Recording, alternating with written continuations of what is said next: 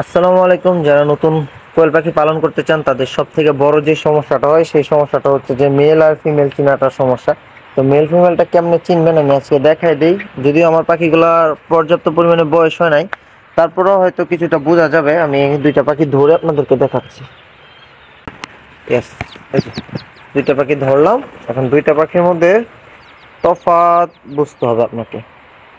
দুইটা পাখির মধ্যে তফাৎ যদি না বুঝেন, তো কোয়েল পাখির মেল ফিমেল চেনার জন্য সব থেকে যে জিনিসটা কাজ করে সেটা হচ্ছে ওদের বুকের পশম।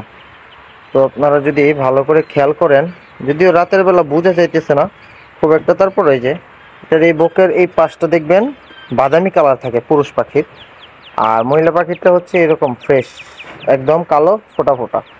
এটা হচ্ছে মহিলা পাখি, এটা পুরুষ পাখি। তো সব থেকে ভালো বোঝা যায় হচ্ছে আপনার 25 দিন বয়স হলেই মূলত ভালো বোঝা যায় যে কতদিন বয়সে পুরুষ মহিলাটা ভালো বোঝা যায়। তো 25 থেকে 30 দিন, ম্যাক্সিমাম 30 দিন বয়স হলে পাখির বয়সটা, আর 30 দিন হইলে আপনার মেল ফিমেলটা খুব ভালোভাবে ধরা যায়। তো আশা করি যারা মেল ফিমেলটা চিনেন না তারা ভিডিওটা দেখলে মেল ফিমেল চেনার সমস্যাটা দূর হবে।